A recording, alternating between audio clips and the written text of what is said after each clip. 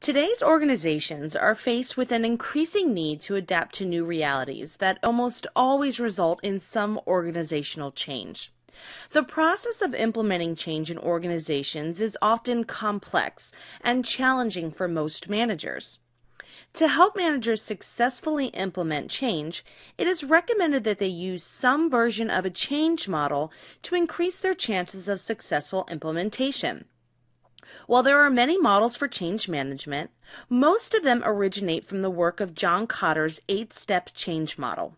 Specific steps in the model include establish a sense of urgency, create the guiding coalition, develop a vision and strategy, communicate the change vision, empower broad-based action, generate short-term wins, consolidate gains to produce more change, and anchor change in the organization's culture.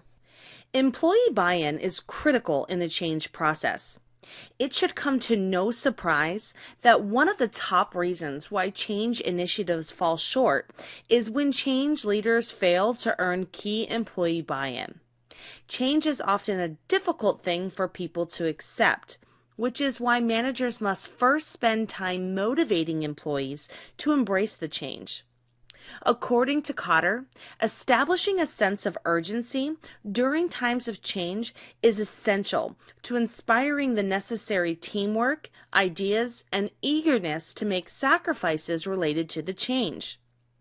Maintenance of the organization's status quo should be viewed as a threat to the employees' futures, making members more likely to embrace the change. In other words, employees should feel uneasy about doing the bare minimum when competitors are off creating new products or services. Rather, employees should find security in innovation and express a willingness to accept change. Managers should take the time to have an open and honest conversation about where the organization stands in the marketplace and provide compelling reasons for what needs to be done to secure the longevity of the organization. Once individuals feel that there is a need for change, their energy needs to be directed and guided so that the change process can begin. Change is often chaotic. However, when that change is directed, it affords organizational members a roadmap and a designation. Managers who are tasked with introducing and managing the change process need to create the guiding coalition by selecting and recruiting a team of individuals who will be capable of carrying out the change. Such individuals might be chosen for their authority, level of expertise, resources, knowledge, or skills. The manager will then need to identify who will be responsible for what during the change process. The goal is to have a good mix of people so that any weakness in team members can be offset by the strengths of others. It is also recommended that managers work on team building to strengthen the guiding coalition as a unit. As a manager, simply telling your employees about the change is not enough to really motivate them to do anything. Rather, they need to have a clear understanding of what the change is, why it's needed, and who it will affect and how the organization will get there. Creating a change vision allows the manager to provide employees with a clear understanding of what the change is all about. Effective visions emphasize the change and aspirations for growth. Maintaining a competitive advantage requires organizational leadership to promote greater strategic flexibility within the organization.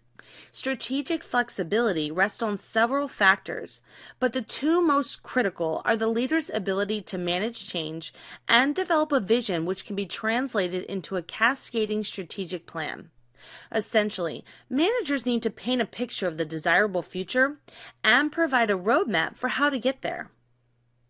Once created, a manager must communicate the vision, because at the end of the day, a change vision is only as good as a leader's ability to communicate it to organizational members in a way that motivates people to change.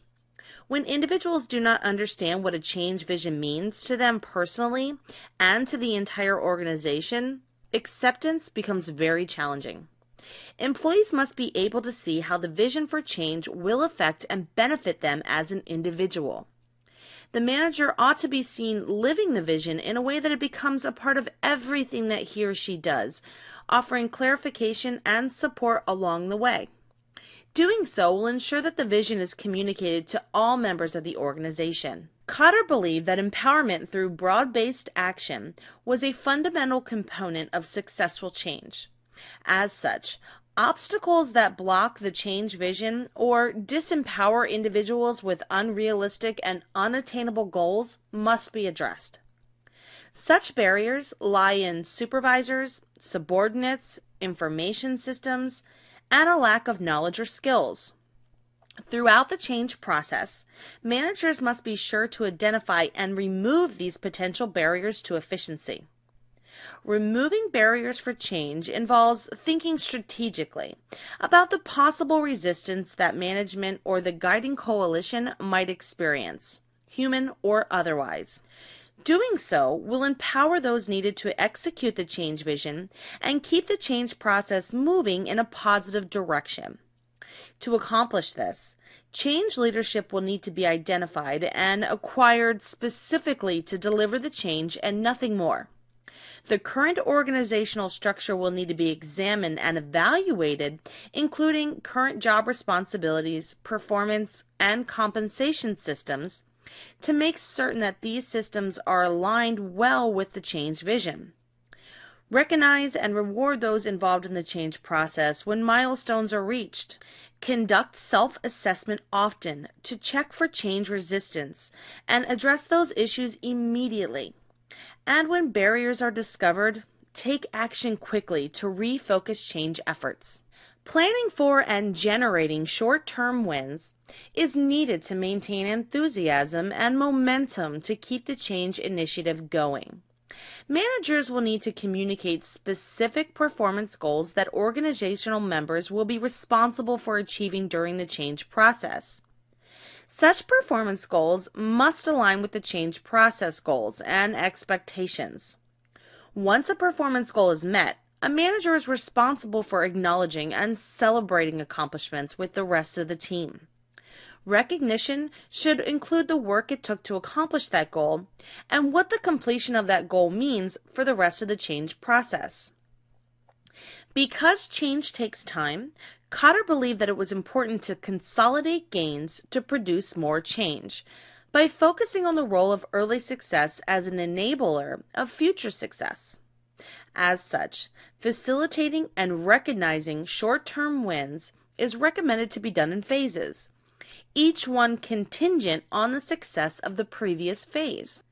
After each of these phases are complete, a manager will work to recognize and reward the involved organizational members. In order to achieve true transformational change, the manager and the organization must anchor changes within the organizational culture. The manager will need to monitor the acceptance of the change and how well the organizational culture is adapting to that change. The change must cease to be considered a work in progress and become a part of the shared values of the organization. The guiding coalition ought to create a sense of continuous forward thinking concerning the adoption and incorporation of prospective change in the future.